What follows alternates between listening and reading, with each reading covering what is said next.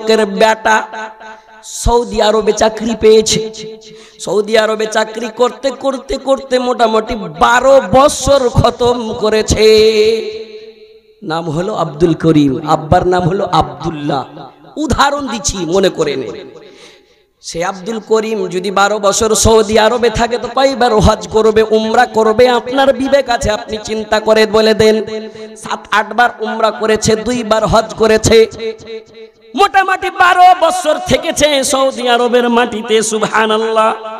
এমনি সাধারণ মানুষ যদি সৌদি আরবের মাটিতে চলে যায়, নাই নাই করে একবার উমরা করবে, একবার হজ করবে। ঠিক তেমনি আব্দুল করিম 7-8 বার করে উমরা করেছে, 2 বার হজ করেছে। প্রত্যেকবার হজ করে, দোয়া করে, হজ করে, দোয়া করে, তার মন হালকা হয় না, মন হালকা হয় না। সুবহানাল্লাহি ওয়া বিহামদিহি।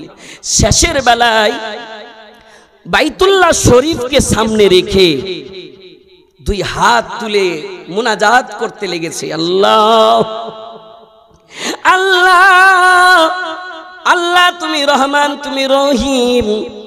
আল্লাহ গো, এতক্ষণ ধরে মোটামুটি 1.5 ঘন্টা হয়ে গেল, এতক্ষণ ধরে দোয়া করছি, চোখ দিয়ে পানি টস টস করে পড়ছে, দাড়ি ভিজে জমিন রসে গিয়েছে।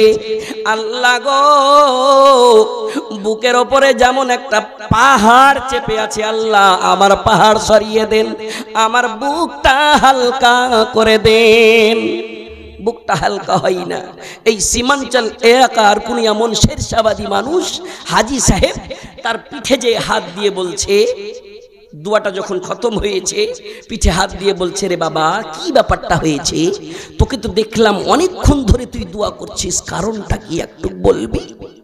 বলবে, আপনার কি কোথায়কার গো বাবজি, আপনার বাড়ি কোথায়? বলে, আমার বাড়ি কিশনগঞ্জ, পূর্ণিয়া, কাটিহার কোনো জায়গা আছে, কিন্তু তোকে তো লাগছে তুই আমাদের শেরশাবাদী বেরাদারের, আমাদেরই তুই ছেলে, সমাজের ছেলে, এতক্ষণ ধরে দোয়া করছো, কারণটা বলবে? খুব কান্নাকাটা করছিল। বলে, বাবজি গো, 7 বার উমরা করেছি, 2 বার হজ করেছি, কিন্তু আমার বুক কেন হালকা হয় না? যারা হজ করে সেই মাসুম আনিল খাতা হয়ে যায়। কি ভুল করেছি? বুকে যেন কেমন একটা ধাক ধাক ধাক ধাক করে আওয়াজ দিচ্ছে, এমন আওয়াজ দিচ্ছে যে তোর হজ কবুল হয় না, তোর উমরা কবুল হয় না। বাবজি গো, আর কোনো সলিউশন খুঁজে পাই না। সেই লোকটা বলছে, তোর বাড়ি কোথায়? বলে, বাড়ি বাউরা গ্রাম, কাটিহার জেলার বাউরা গ্রাম। বলে, আমি চিনি তোর গ্রাম। তোর বাড়িতে কে কে আছে? কাকে কাকে ছেড়ে এসেছো? কতদিন হলো? বলে, আমার আশা 12 বছর হয়েছে, মোটামুটি 10 বছর পারিয়ে গিয়েছে।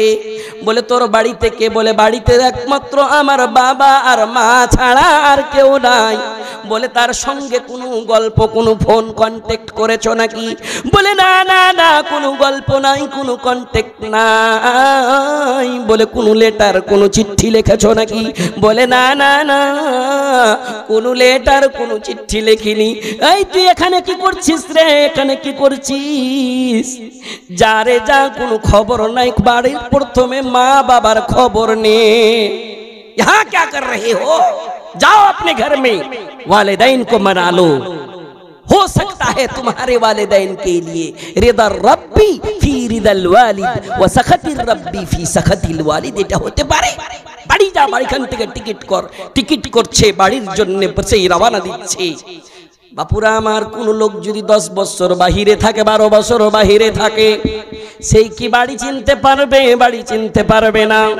যেই রাস্তা কাচ্চি সড়ক, ধুলা কাদার রাস্তা ছিল, সেই রাস্তা ইট সলিং পাক্কি হয়েছে, পিচ ঢালাই হয়েছে, চিনতে পারে না। যার টাটির বাড়ি ছিল পাকার বাড়ি হয়েছে, যার 1 তালা ছিল 2 তালা হয়েছে, মসজিদের প্যারাচিট ছিল না প্যারাচিট হয়েছে। বুঝতে পারছে কি আমার বাড়ি ফালানা জায়গাতে, কিন্তু হিম্মত হয় না।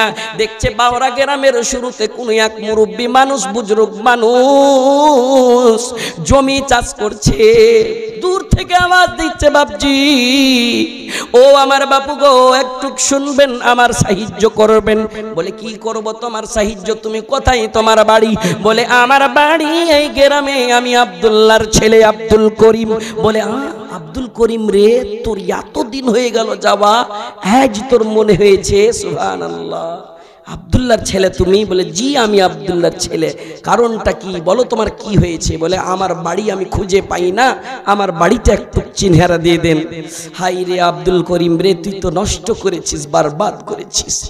তোর বাবা বলতে গেলে পারে বাপুরা আমার উদাহরণের মতন নয়, বলার একটা উদ্দেশ্য আছে।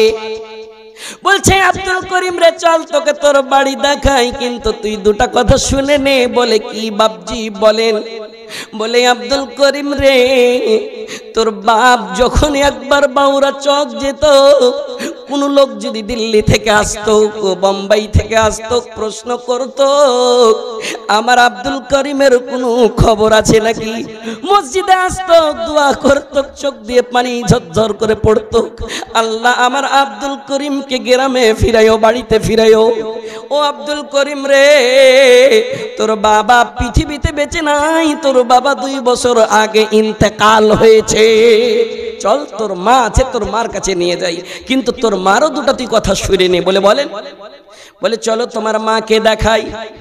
তোমার মা পাগলিনী হয়েছে, পাগল হয়েছে, যেমন পাগলি হয়ে যায়, সেই পাগলিনীর মতন তোর বাবা বৃদ্ধ হয়েছিল, কোনো টাকা পয়সা কামাইবার কোনো খেয়াল নাই। তোর বাবা মনে মনে ভেবেছে নাকি কি আমার আব্দুল করিম দুনিয়াতে বেঁচে নাই, কিন্তু তোর মা সব সময় বলছে আল্লাহ আমার আব্দুল করিম বেঁচে আছে, আল্লাহ আমার বুকে দাস্তাক দিছে, আমার অন্তরে বলছে, আমার বেরেনে বলছে কি আব্দুল করিম আমার বুকে এসে ছাঁটবে। আল্লাহ গো, আমার আব্দুল করিমকে তুমি আমার বুকে লাগায়ো। একটা কথা বলেন, মা বাবার দোয়া, ওয়ালিদাইনের দোয়া, মা বাবার দোয়া আল্লাহ রাব্বুল আলামিন 7 আসমান চিরে বিজলি কারেন্টের মতন কবুল করে। জি, আর কার? মুসাফিরের দোয়া, আর কার? মাজলুমের দোয়া। হাদিসের কথা মিথ্যা নয়। সুবহানাল্লাহি ওয়া বিহামদিহি। মা আঁচল তুলে দোয়া করত, চল রে চল তোর মার কাছে নিয়ে যাই, মায়ের আগে আমার শুনবে। মার কাছে নিয়ে গিয়েছে, তোর মা আঁচল তুলে পাগলিনীর মতন করে দোয়া করত, আল্লাহ আল্লাহ আল্লাহ আমার স্বামী লিয়েছ কোনো কথা নাই, আমার 2 চোখ অন্ধ করেছ কোনো কথা নাই, কিন্তু আল্লাহ গো